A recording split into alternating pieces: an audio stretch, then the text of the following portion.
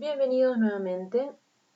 En este caso vamos a charlar un poquito sobre el origen de la vida. Ustedes tienen material que se les entregó previamente, en el cual vamos a realizar un breve recorrido sobre las teorías o las principales ideas que trataron en su momento de explicar el origen de la vida. En realidad se trata de una pregunta que se ha hecho el hombre desde hace muchísimo tiempo. Siempre se preguntó cuál era su origen y esto a su vez se remonta a cuál es el origen del resto de los seres vivos. Entonces ellos empezaron a preguntarse, los antiguos griegos, cómo es que surgía la vida, cómo es que los seres vivos aparecieron en la Tierra. Bien, los principales pensadores que nosotros vamos a ir charlando son estos que están acá en el listado, ¿sí? Van Helmont, Redi, Pasteur, Darwin, Oparin y Haldane, muy importantes, y por último, Miller y Uhr.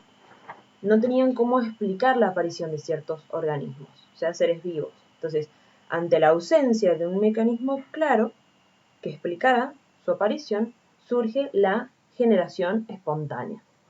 Desde los antiguos griegos, pasando más o menos hasta la época de Aristóteles, se explicaba de esta forma. Ahora, ¿qué dice la generación espontánea? Como ustedes bien tienen ahí en la teoría, lo que les explica es que, según esta idea, los seres vivos iban a surgir a partir de materia orgánica, inorgánica o una mezcla de ellas. Y los ejemplos que usa, por ejemplo, son a partir de carne en descomposición, a partir de ropa sucia, a partir de trigo. ¿Bien? Y fíjense que no eran todos los organismos los que, para los cuales utilizaban esta explicación. ¿Por qué? Porque veían cómo surgían algunos otros organismos, por ejemplo, los mismos seres vivos, a través de la reproducción. Pero no podían explicar cómo surgían otros porque en realidad no veían. Es entonces que aparece este señor, Van Helmont, y trata de realizar un experimento, en el cual coloca ropa sucia, trigo, y deja que pasen aproximadamente 21 días. Y él comenta que luego ve ratones que salen de esa mezcla. Nosotros hoy en día podemos decir que claramente lo que ocurrió, al no ser un experimento controlado, fue que en algún momento los ratones hicieron su nido, por así decir, ahí, porque era un hábitat agradable. Pero Van Helmont en este momento lo explicaba a través de la generación espontánea. Decía que esos habían sido, por así decir, los ingredientes para dar lugar a estos ratones. Y se sorprendía porque decía que no eran ratones que estuvieran mal desarrollados, sino que eran adultos, incluso de ambos sexos. Bien. Aproximadamente unos 200 años después, mucho tiempo después, en el que se siguió teniendo como idea principal la teoría de la generación espontánea para tratar de explicar el origen de la vida, es que surge este señor, Francisco Redi, que empieza a cuestionarse la veracidad en esa teoría. Es decir, para mí no es así y lo voy a demostrar. Es decir, que Redi en sí no presenta ninguna hipótesis nueva, no presenta una teoría nueva, sino lo que hace su experimento es para refutar la teoría de la generación espontánea. ¿Qué es lo que hizo él? Colocó diferentes frascos, principalmente uno que estuviera abierto, otro que, una vez introducido el trozo de carne, se le colocara una gasa encima y otro totalmente cerrado. Los tres con el mismo corte de carne. Él lo que quería demostrar es que si no había acceso de las moscas y que entraran en contacto con la carne, entonces no se iban a poder reproducir y por lo tanto no iban a poder surgir de este sustrato orgánico, en este caso, seres vivos por generación espontánea. Porque recordemos, lo que él quiere demostrar es que la teoría de la generación espontánea es errónea. Lo que sucede, instintivamente, es que en aquellos frascos donde estaban sin tapa, estaban abiertos, a la intemperie, lograron entrar moscas y pusieron sus huevos en la carne. Estos huevos después eclosionaron, salieron las larvas que posteriormente se convirtieron en moscas. En aquellos frascos que estaban cerrados con tapa, obviamente como no pudo ingresar ninguna mosca, no hubo huevos, no hubo larvas y por lo tanto no se generaron a partir de ese sustrato nuevas moscas. Y aquellos frascos que estaban tapados apenas con gasa, lo que sucedía es que las moscas confundían la gasa con el trozo de carne, entonces colocaban sus huevos allí. Con este sencillo experimento, Redi pudo en parte refutar una teoría muy fuerte como la de la generación espontánea que estuvo vigente por alrededor de 200 años. Bien, él ahí demostró que si no ingresaban organismos nuevos, no podían surgir sus hijos a través de la reproducción. Pero no toda la comunidad científica se quedó contenta con el experimento de Redi. Todavía habían científicos que apoyaban fervientemente la teoría de la generación espontánea. Porque aquí empieza el estudio de los microorganismos, más o menos fue en la misma época.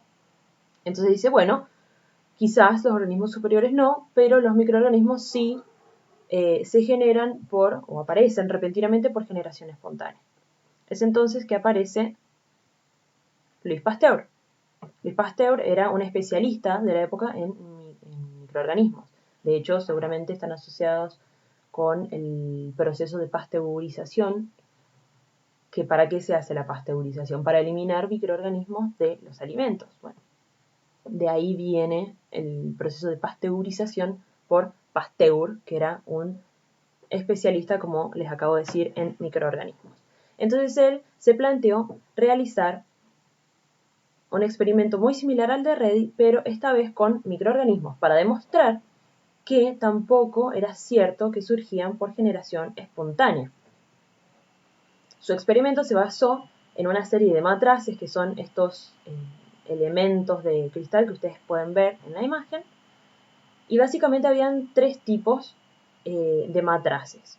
Matraces abiertos, que son análogos a los frascos abiertos de Redi, matraces cerrados, análogos a los frascos cerrados de Redi, y por último, y muy importante, matraces con cuello de cisne, que es este cuellito que vemos en el número 3, que si bien no está cerrado, representa un obstáculo para los microorganismos que quieren ingresar.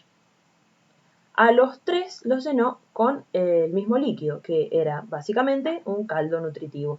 Es decir, que si habían organismos que lograban ingresar al matraz, microorganismos, gracias a ese caldo nutritivo iban a poder reproducirse.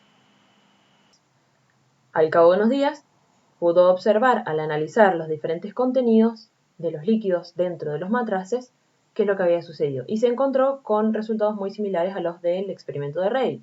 Por ejemplo, en aquellos matraces que estaban en la serie 1, es decir, que estaban abiertos, al analizar su contenido pudo observar que efectivamente había microorganismos y se habían reproducido.